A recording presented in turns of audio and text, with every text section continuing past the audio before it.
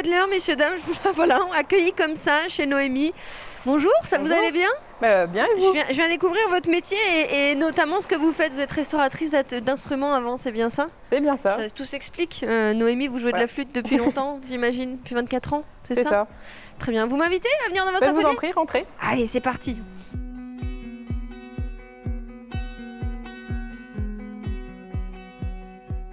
Comment ça va, Noémie? Ça va bien, merci. Alors on est ici dans votre atelier. Alors c'est un atelier en attendant qu'un réel atelier s'ouvre juste à côté de votre maison, Voilà, c'est bien ça? On espère début mai pour l'ouverture, mais en attendant, voilà, ça fait bien l'affaire. Ça fait bien l'affaire parce que vous êtes une restauratrice d'instruments avant. Vous allez nous expliquer tout ce que vous faites, mais avant ça, c'est vrai que moi je m'interroge. Comment on en vient? Vous avez quoi, 30 ans? C'est ça. Bon, comment on en vient à devenir restauratrice d'instruments avant? Parce que vous jouiez peut-être d'un instrument avant? Alors je faisais de la flûte depuis toute petite, et puis après c'est vraiment le côté manuel, de toucher, puis voilà, un jour j'ai eu mon instrument cassé et je me suis dit mince, comment je pourrais faire tout ça, et je me suis dit comment il peut le réparer, comment c'est possible, et voilà, après ça vous a donné envie de vous lancer là-dedans. Voilà, et je me suis dit voilà, faut y aller. Et alors du coup, il y a des écoles de restaurateurs d'instruments. Comment ça se passe? C'est quoi votre parcours? Alors il y a une école en France qui s'appelle l'ITEM, qui fait que de la réparation d'instruments avant. Et voilà, moi j'avais postulé, mais on ne m'avait pas pris en temps plein. Et après, il fallait trouver un maître d'apprentissage et j'avais pas trouvé non plus. Du coup, je m'étais tournée vers l'école en Angleterre. Et du coup, voilà, je suis allée à Newark, qui fait partie du Lincoln College. Et c'est là que vous êtes formée à la restauration. C'est là où ils m'ont pris sur interview. Et puis voilà, après de fil en aiguille, on va dire c'est parti. Donc là-bas, vous avez appris quoi? À restaurer, donc à réparer et à créer aussi, à fabriquer aussi les instruments? Oui, c'était réparer tous les instruments de la famille des vents. Et après, voilà, c'était fabrication d'une clarinette. C'était l'objectif. Donc ça, c'est une clarinette que vous avez fait? Voilà, 100%, le bois était tourné, toutes les clés, elles sont toutes forgées, celles-là.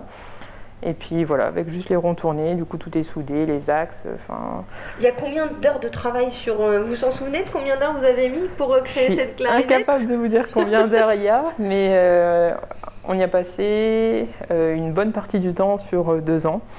Parce que voilà, après il fallait apprendre les techniques et puis des fois c'est essayer, faire 3, 4, 5 fois la clé le temps qu'elle nous plaise, qu'elle aille bien comme il faut.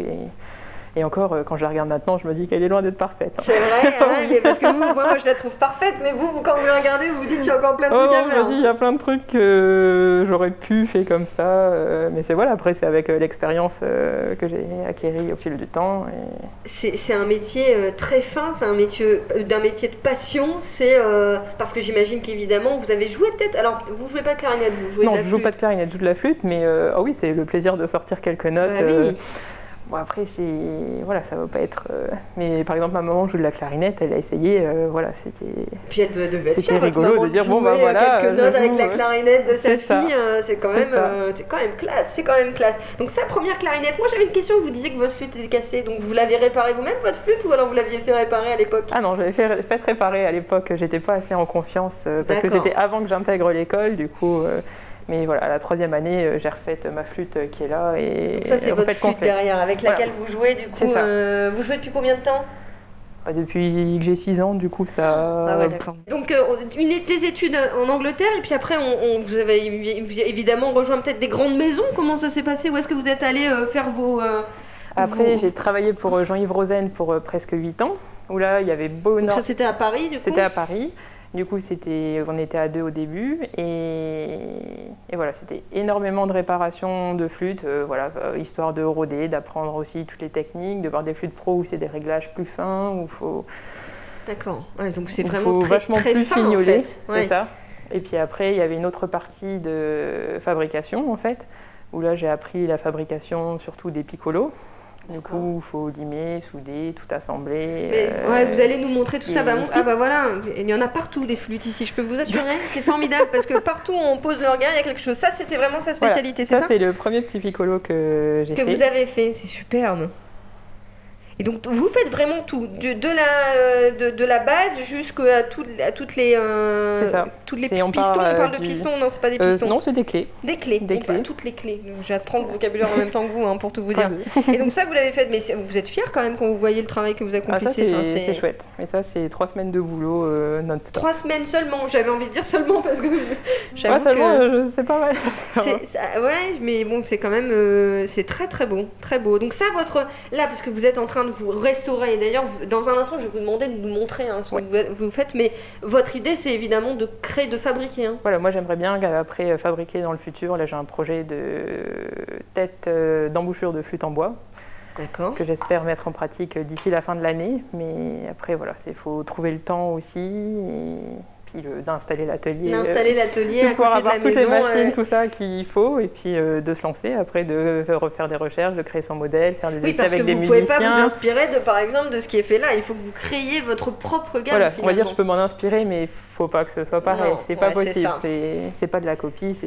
Faut trouver son propre petit truc. Trouver son petit truc. Installez-vous peut-être, Noémie, vous allez nous montrer ce que vous faites, parce que là, vous êtes en train de travailler. Alors, il y a plusieurs flûtes sur votre table, là. Ouais. Bon, il y a déjà celle-ci, qui est un peu classique, j'ai envie de dire. C'est vrai que ça, bon, voilà.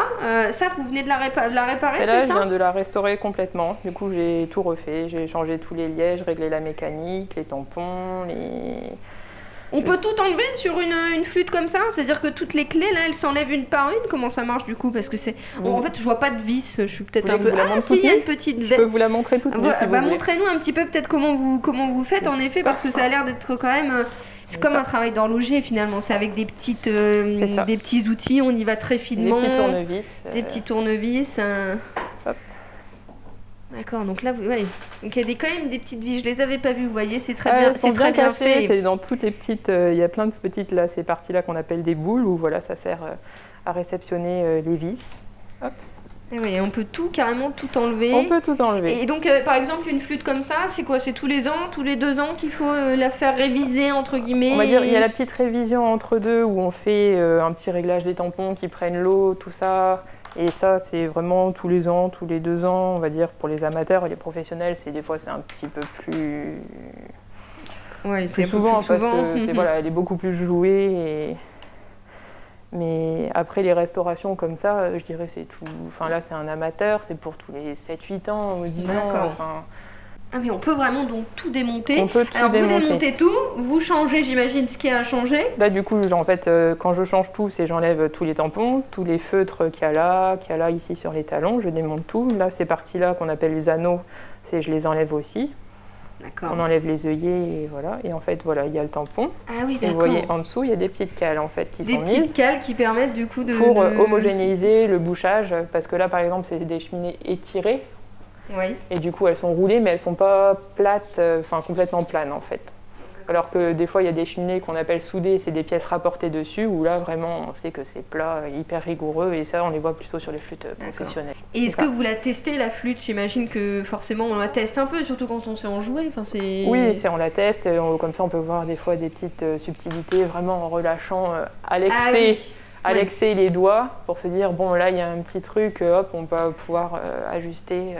Mais c'est vraiment, on relâche vraiment à l'excès les doigts pour, après, quand le musicien l'apprend, qu'on soit sûr qu'il y a zéro problème. Il y a zéro souci, quoi. D'accord. C'est ça. Juste ça, c'est une récente, mais vous avez aussi des demandes vraiment particulières. Ça veut dire que là, par exemple, c'est une vieille flûte. Là, vous êtes capable de refaire carrément des pièces qui sont cassées. Hein. Ouais. Alors là, par exemple, sur cette flûte-là, je vais juste comme ça. Évidemment pas toutes les pièces, maintenant que je vous ai fait tout démonter, voilà, formidable. Alors, ça c'est une vieille pièce, une vieille flûte. Et là on voit en fait, ici il y avait une clé qui fait normalement toute la longueur qui vient là, qui a été dessoudée. Et du coup en fait là il me reste plus que le petit bout de charnière. Du coup, là, et ça vous êtes capable de le refaire, à l'identique quoi. Voilà, là c'est vraiment, j'ai acheté une plaque de Malchor, j'ai découpé dedans et là j'y vais en la forgeant en fait. Mais ça, je vous montrerai, c'est en bas que ça se passe. On va y aller, vous allez nous emmener, parce que évidemment, il y a cet atelier ici. En attendant d'avoir un véritable et un grand atelier, vous avez évidemment vos machines qui sont dans une autre pièce. Et ben, vous allez m'y emmener peut-être? On y va? Je vous emmène. Allez, c'est parti, on y va. Alors Noémie, ici on est dans un autre atelier, finalement là où vous avez vos machines, et donc on voyait cette vieille flûte, là vous avez finalement créé une pièce toute faite pour la réparer. Là c'était prendre, pour faire le rond, c'est la pièce qui accueille le tampon, c'est vraiment prendre une barre de mâcheur, l'usiner avec des outils. Et puis, donc là elle est là la pièce, hein, c'est là bien elle est ça. là, elle est usinée, là on est juste en phase, voilà, il me reste juste à la polir un petit peu vite fait, je peux vous mettre en route. Allez-y. Hop. Voilà, et là c'est vraiment polir le dernier petit coup en fait pour lui donner du brillant. Qu'elle soit brillante. Voilà. Et c'est avant le polissage. Donc là j'imagine qu'avant évidemment de faire cette pièce, vous pensez bien vous prenez toutes les cotes, etc. Parce qu'il ne faut pas se planter. Tout est mesuré, tout est sur un petit papier. Là par exemple, vous voyez ça c'est la pièce, c'est le rond. On dit que voilà, c'est diamètre 8,2 à l'intérieur, voilà, avec tous les diamètres, toutes les cotes. Vous avez tout usiné et tout. Voilà. Ah oui, et puis donc ça c'est ce que vous disiez, c'est ça? C'est ce que vous avez recréé? Voilà, ça c'est... bon, elle n'est pas finie d'être mise en forme. Et voilà, c'est la pièce qui va aller là comme ça. Ouais. Et après voilà, comme elle doit passer au-dessus, il y a le petit. Et voilà, après là il va y avoir une spatule de découper. Bon là c'est très carré, mais voilà, pour l'instant c'est forgé. Et après il va y avoir un petit incrusté ici pour mettre la pièce là qui a été tournée justement. Tout ça soudé avec un tampon et puis c'est parti. Bah écoutez, c'est vraiment un super métier. Moi je découvre votre métier, un métier passionnant, un métier de précision, messieurs, dames. Bientôt Noémie, ce qu'on va retenir, c'est que vous aurez bientôt un grand atelier et vous pourrez même peut-être inviter des gens à venir découvrir votre métier. Et ce sera avec plaisir. Et franchement ça vaut le coup. En attendant, bah voilà, encore un métier de découvert, restaurateur d'instruments à vent. Merci beaucoup Noémie. De rien.